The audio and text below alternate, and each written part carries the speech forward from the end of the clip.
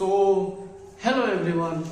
Welcome to the new season, new lecture of our history series, जिसे हम लोग 1857 के क्रांति के नाम से जानेंगे।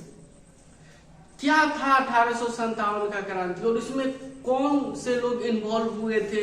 कुछ ब्रिटिशर्स मानते हैं कि यह एक सैन्य विद्रोह था, लेकिन क्या ये जो विद्रोह था केवल सैन्य तक रुका था या उससे आगे भी था? क्या ये ट्राइबल्स में भी फैला था? क्या ये जो आम जीवन है उसमें भी फैला था या बस केवल सैनिक विद्रोह होकर ही रह गया था? आज इस वीडियो में हम लोग कंप्लीट के बारे में जानेंगे। सबसे पहले हम लोग देखेंगे पॉलिटिकल कॉज। पॉलिटिकल कॉज में जो वेलेस्ली की सब्सिडरी अलायंस और डलहौजी के डॉक्ट्राइन ऑफ लैप्स, इस प्रोसेस ने, जिसको हम लोग हड़प नीति के नाम देते हैं हिंदी में, इसने क्या किया, जो राज्य थे प्रिंसली स्टेट से डॉक्ट्राइन ऑफ लैप्स में बोला कि जो एक राजा है अगर उनका कोई अपना वंश नहीं है तो उनका जो राज हो छीन लिया जाएगा। इसी तरह से झांसी को भी डॉक्ट्राइन ऑफ लैप्स के तहत छीन लिया गया। छीनने की कोशिश की, लेकिन झांसी की रानी ने बहुत ही बेहतरीन और बहादुरी से लड़ा।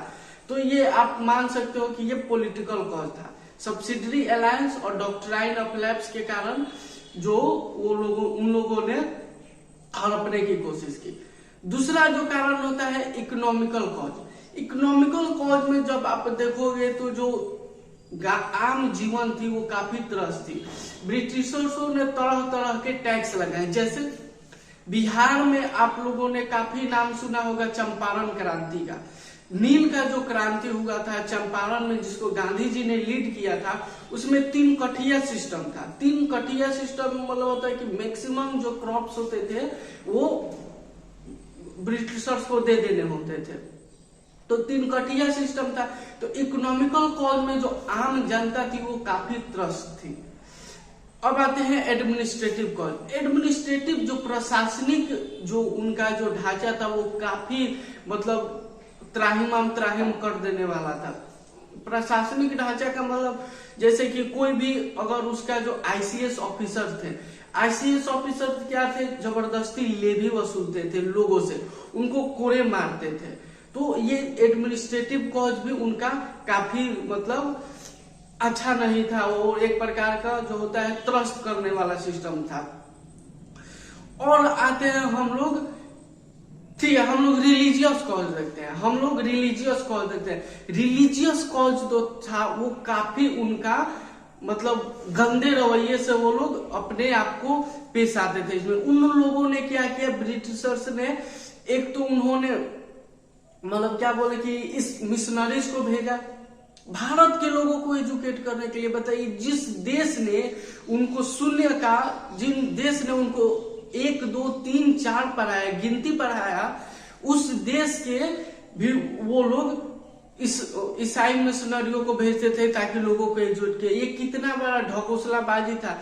ये क्या ब्रिटिशर्स दिखाना चाहते थे कि जिस देश ने 0 को दिया उसी देश में ये लोग मिशनरी भेजते थे। इसी पर एक ब्रिटिशर्स ने कहा था, जब स्वामी विवेकानंद जी गए थे लंदन में, तो जब उनके बातों को उसने सुना तो उन्होंने कहा कि how foolish we are to send the missionaries in the educated country like India, how foolish we are. तो जो उनका धार्मिक कारण था, जो इस ईसाई मिशनरियों को प्रमोट करना और अपने देशों को जो लोग अपना जो मतलब धर्म था, जो हिंदू थे, मुसलमान थे, सिख थे, उनका जो धर्म परिवर्तन था, ये काफी उनका रिलीजियस कारण था। मिलिट्री कॉज इसमें सबसे बड़ा कारण है, क्योंकि जब आप मिलिट्री कॉज देखोगे तो मिलिट्री में वही लोग होते थे जिनके माता पिता गांव में किसान होते थे। तो वो भी देखते थे कि जो मेरे माता पिता है उनके पास भी मतलब जो किसान के रूप में भी वो त्रस्त है। और मिलिट्री लोग भी देखते थे कि जो अंग्रेज ऑफिसर, अंग्रेज थे, उनको प्रमोशन पे प्रमोशन मिलता था या उनको पेमेंट भी बहुत ज्यादा मिलता था, लेकिन जो इंडियंस थे उनको मतलब कुछ नहीं मिलता। तो ये काफी मतलब पूरे चीज को कौन साइड करके आप देख सकते हो कि ये काफी असंतोष भरा जीवन था। लेकिन चिंगारी की आग तब लगी जब 1857 में जब बैरकपुर एक जगह है, उसके छावनी में मंगल पांडे ने एक अंग्रेज सैनिक को गोली मार दी, अंग्रेज ऑफिसर को गोली मार दी। उनका अफवाह फैल गई थी कि जो मतलब रॉयल इनफील्ड जो लॉन्च किया था ब्रिटिश ने उस समय, उसको दांत से जो कारतूस होता था उसको दांत से निकालना होता था। तो कारतूस में ये अफवाह थी या हकीकत थी कि जो उसमें गाय और सुअर के चर्बी को मिलाया जाता है, जो हिंदू और मुसलमान दोनों के धर्म के लिए काफी मतलब हीन भावना थी। तो गाय और सुअर का जो चर्बी है, इसी कारण मंगल पांडे ने क्या किया कि आगे उन्होंने बढ़ा और एक अंग्रेज को मौत के घाट उतार दिया, अंग्रेज को मौत के घाट उतार दिया। तो ये होगा मतलब मिलिट्री कॉल। तो फिर जब उन्होंने अंग्रेज को मार दिया तो क्या हुआ कि उनको फांसी दे दी गई। इससे लोगों के बीच में असंतोष जन्मा। लोगों के मन में अफवाह थी कि जो आटा था उनका, उसमें भी कुछ जानवर के हड्डी को पीस के मिलाया जाता है। तो ये आप देख सकते हो। उसके बाद जो क्या हुआ, 10 मई को जब पूरी जनता भी नहीं जागी थी, पूरे जो देश के जो सैनिक थे खासकर बंगाल के, वो दिल्ली पहुंच गए। दिल्ली पहुंचकर उन्होंने बहादुर शाह जफर को मतलब बोला कि आप मेरा नेतृत्व करो। बहादुर शाह जफर उस समय काफी बूढ़े हो चुके थे, काफी बूढ़े हो चुके थे और उस समय उन्हें जगह और उनका नेतृत्व किया। तो ये था 1857। आगे भी मतलब ये जो विद्रोह था, इसके कुछ पॉजिटिव पॉइंट्स भी निकले। जैसे ये जो विद्रोह था, ये केवल आम मतलब सैनिक ही विद्रोह नहीं था, इसमें आम लोगों ने भी पार्टिसिपेट किया था।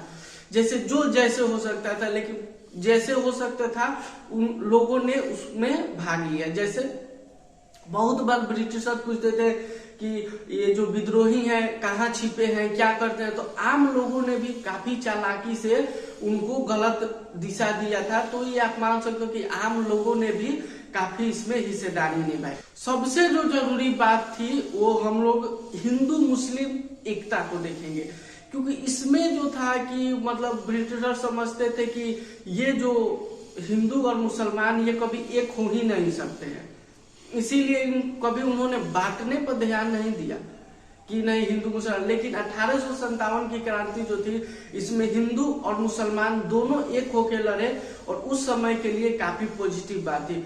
उसी समय से ब्रिटिशर्सों को लग गया कि नहीं, इनको जो है फूट डालो और राज करो की नीति से ही इनको अलग करना होगा। और आगे चलकर उन्होंने किया भी।